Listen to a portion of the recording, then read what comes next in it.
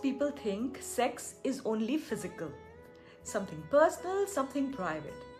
But what if it is much more than that? What if the same energy behind desire can actually also become creativity, awareness, and even spiritual growth?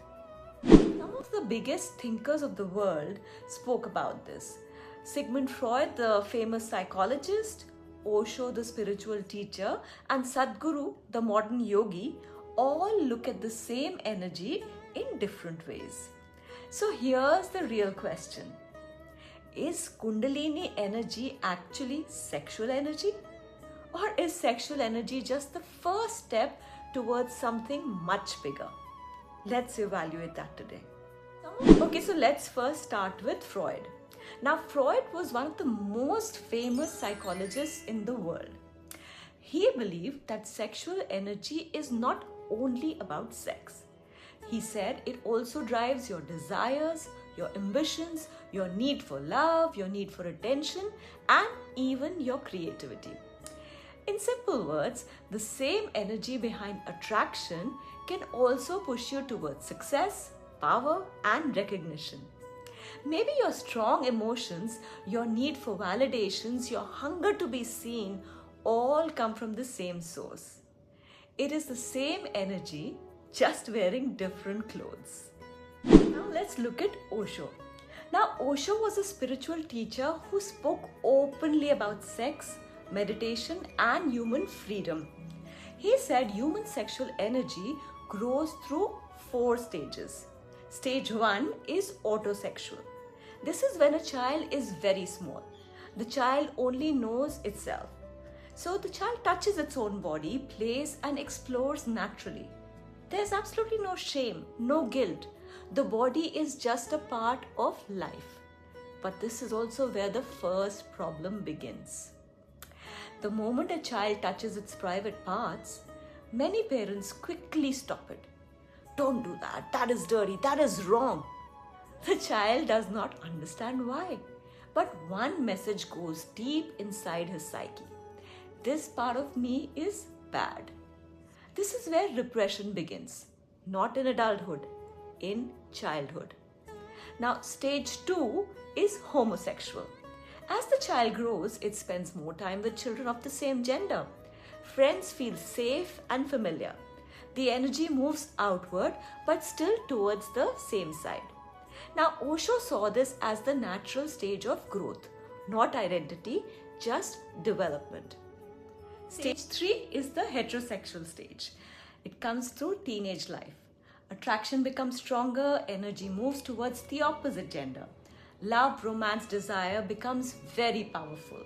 This is where most people stay all their life, always chasing pleasures, relationships, attention, and emotional excitement. But because shame had started earlier, desire now comes with guilt. People want it and fear it at the same time.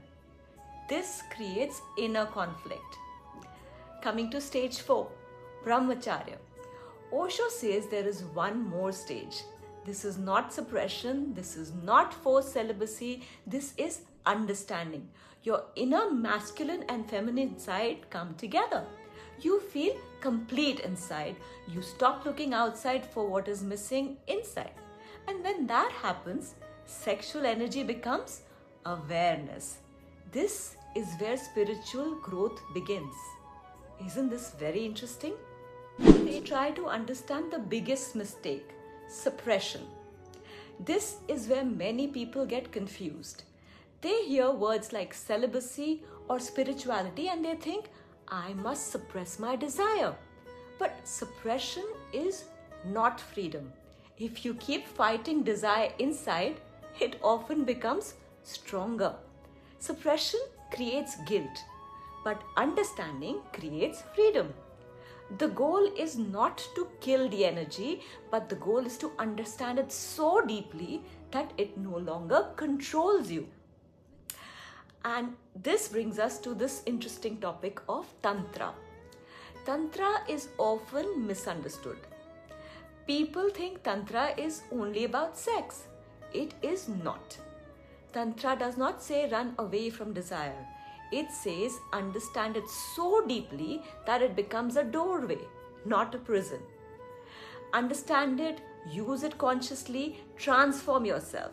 The same energy that creates desire can also become meditation, creativity, and awareness. Sex is the seed. Consciousness is the flower. That is the real meaning of Tantra. Now let's understand Sadhguru's perspective. Sadhguru is a modern spiritual teacher who speaks a lot about inner energy and human transformation. He says people focus way too much on sexual energy because it is the strongest energy that they clearly and naturally feel. But Kundalini is much bigger than that. Kundalini is life energy itself. Sexual energy is only one small part of it, like one wave inside a huge ocean. That is just life energy. You can make this into sexuality, you can make this into anger, you can make this into intelligence, you can make this into awareness, you can make this divine if you are willing. So, sex is not wrong. It is simply the beginning, not the final goal. It's just that your intelligence has been hijacked by your hormones. So, are Freud, Osho and Sadhguru saying the same thing? Not exactly, but they are all pointing in the same direction. Freud says this energy controls your behavior. Osho says this energy must grow. And Sadhguru says this energy can rise way beyond the body. Same energy, different explanations. Psychology calls it libido, spirituality calls it Kundalini. But the real question is, what are you doing with your energy? Are you using your strongest life force only for pleasure, distraction and chasing people? Or are you turning it into awareness, creativity, peace and clarity? Maybe spirituality doesn't start in a place of worship. Maybe it starts with your understanding of your own desires. So perhaps the real question is not, is Kundalini sexual energy? Maybe the real question is actually, are you stuck at the first level of an energy that was meant to become something way bigger? And maybe your spiritual journey will start there. Let's understand our inner energy together. Let's Spekta with Ekta. Until next time, bye-bye.